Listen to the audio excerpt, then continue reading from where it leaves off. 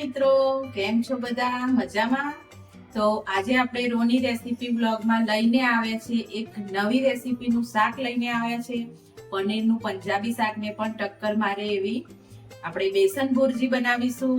એકદમ ઇઝીલી બની જશે અને ઘરે તમે સરળતાથી બનાવી શકશો. તો ચલો આપણે સ્ટાર્ટ કરીએ બેસન ભુરજી બનાવવાનું. અને હા મિત્રો, તમે મારી ચેનલ પર નવા હોય, વિડીયો જોઈ રહ્યા હોય તો લાઈક કરજો, શેર કરજો અને ચેનલને સબસ્ક્રાઇબ કરજો અને કમેન્ટ કરવાનું તો ભૂલતા જ નહીં. તો પહેલા એ વસ્તુ કરી લેજો અને ચલો આપણે હવે સ્ટાર્ટ કરીએ. તો અહીંયા આપણે એક વાસણ લઈ લીધું છે અને આપણે એક વાટકી જેટલો ચણાનો લોટ લઈ લીધો છે. તો ચણાના લોટને આપણે થોડો એવો શેકી લેશું, જેથી કરીને એની કચાશ હોય એ દૂર થઈ જાય. તો એમાં આપણે 1 ચમચી જેટલું તેલ એડ કરીશું, જેથી કરીને આપણો લોટ સરખો એવો મસ્ત એવો શેકાઈ જાય. તો આ કરવી વસ્તુ જરૂરી છે. જ્યારે પણ આ શાક બનાવતા હોય ત્યારે લોટને શેકી લેવો જરૂરી છે, જેથી કરીને એનો ટેસ્ટ પણ સરસ આવે અને કચાશ પણ ના રહે. તો અહીંયા આપણે બધા શાકભાજીને સમારી લીધા છે. કેપ્સિકમ લીધું છે, એક નાનું કેપ્સિકમ લીધું છે, ડુંગળી મોટી સાઈઝની લીધી છે અને 2 નંગ જેટલા ટામેટા લીધા છે અને લીલા મરચા તીખાસ પ્રમાણે લઈ લેવાના છે. અને અહીંયા આપણે 5 થી 6 કડી લસણની લીધી છે. તો આને આપણે ટીચી લઈશું. આપણો લોટ શેકાય ત્યાં સુધી આપણે આ તૈયારી કરી લેવાની. તો આપણે લોટને સુગંધ આવે ત્યાં સુધી આપણે શેકી લીધો છે. તો હવે આપણે શાક બનાવવાની તૈયારી કરીએ. તો અહીંયા આપણે એક વાસણ લઈ લીધું છે. તો વાસણમાં આપણે થોડું વધારે તેલનો યુઝ કરીશું. 4 થી 5 ચમચી જેટલો તેલનો યુઝ કરીશું. તો આપણું તેલ આવી ગયું છે. તો તેલમાં આપણે જીરું એડ કરીશું. પહેલા થોડી હિંગને એડ કરીશું. આપણું જીરું અને હિંગ થોડી સતળી જાય એટલે આપણે આદુ, લસણ અને મરચા છે. આદુ નથી, લસણ અને મરચા જ છે. અને પછી આપણે ડુંગળી એડ કરીશું અને આ કેપ્સિકમને પણ જોડે જોડે એડ જ કરી દઈશું. ટામેટા આપણે છેલ્લે એડ કરવાના છે અને સરસ એવું આને બધાને ફૂલ ગેસે મસ્ત એવું પહેલા સાતળી દઈશું.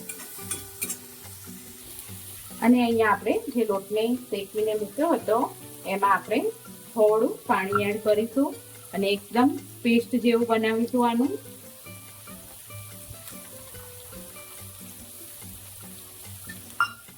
આ રીતે એકદમ જેમ આપણે પુડલાનું બનાવતા હોય ખીરું એ રીતે બેટર બનાવવાનું રહેશે.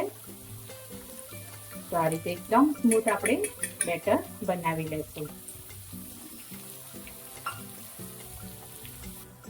તો આપણે અહીંયા થોડા મસાલા એડ કરીશું.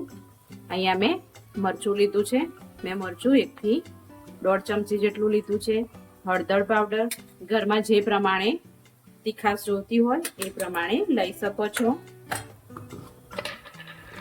1 ચમચી જેટલો ઘરમાં કોઈ પણ ગરમ મસાલો હોય તેને પણ એડ કરી શકો છો.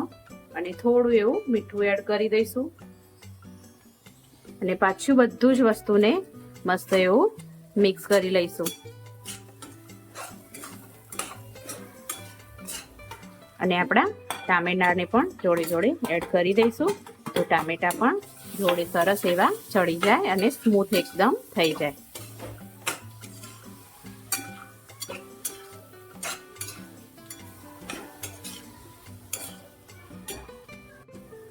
તો આપણે જોઈએ તો આપણો મસાલો મસ્ત એવો બધો જ ચડી ગયો છે. તો હવે આપણે એડ કરીશું જે આપણે સ્લરી બનાવીને રાખી હતી જે લોટની આપણે. તો એને આ રીતે અંદર એડ કરતા જઈશું. આ રીતે બધી જ બાજુ એડ કરવાનું રહેશે અને આપણે આને ઢાંકણ બંધ કરીને થોડી વાર આપણે ચડવા દઈશું.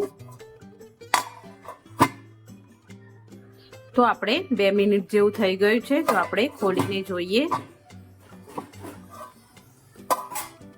તો આપણું શાક મસ્ત એવું તૈયાર છે. તો આ રીતે એને ઉપર નીચે આપણે ટ્રાન્સફર કરી લેશું, જેથી કરીને મસ્ત એવું આપણી બેસન ભુરજી તૈયાર થઈ જાય. તો છે ને પંજાબી શાકને પણ ટક્કર મારે એવું આપણું ઘરે એકદમ બેસનનું શાક તૈયાર થયું છે, સરસ એવું. તો અહીંયા આપણે થોડું એવું પનીર એડ કરીશું, થોડુંક જ, ઘરે હોય તો. મારી પાસે પડ્યું હતું તો હું અંદર એડ કરું છું, નહીં તો જરૂરી નથી. બસ હવે આપણું શાક તૈયાર છે, તો આપણે હવે આને સર્વ કરી લઈએ. એકદમ સરસ એવું શાક તૈયાર થઈ જાય છે.